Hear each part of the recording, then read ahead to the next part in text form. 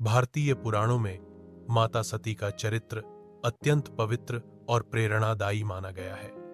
वे भगवान शिव की पहली पत्नी थीं और अपनी भक्ति, पतिव्रता और त्याग के लिए विख्यात हुईं। उनकी कथा न केवल धार्मिक महत्व रखती है, बल्कि यह भी सिखाती है कि अहंकार और अपमान का अंत सदैव विनाशकारी होता है। माता सती का जन्म और शिव भक्ति।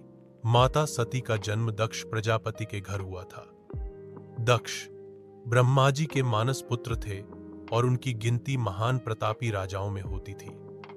दक्ष की कन्या सती अत्यंत सुंदर, विनम्र और धार्मिक प्रवृत्ति वाली थी। बचपन से ही वे भगवान शिव की भक्ति में लीन रहती थी।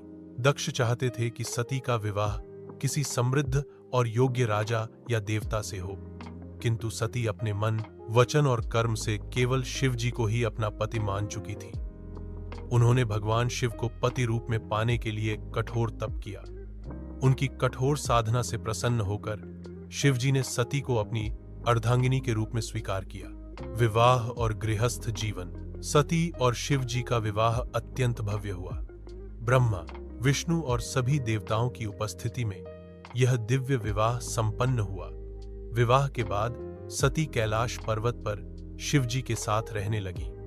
वे अत्यंत पतिव्रता थीं और सरल जीवन जीते हुए पति का हर परिस्थिति में साथ निभाती रहीं। शिव जी का जीवन विरक्त और तपस्वी था।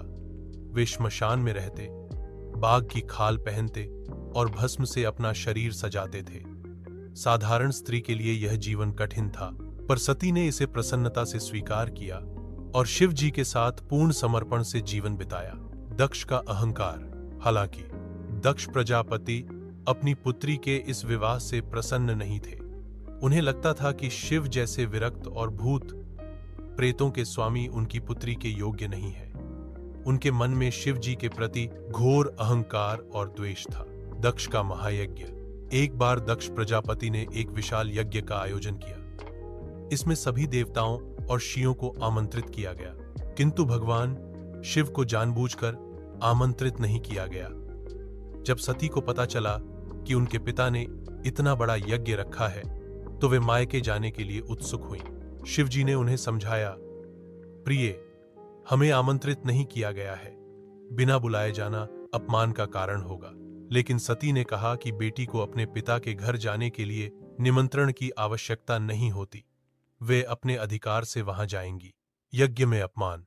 सती जब यज्ञ स्थल पहुंची तो कई देवताओं और ऋषियों ने उनका सम्मान किया, किंतु उनके पिता दक्ष ने उनका अपमान किया और शिव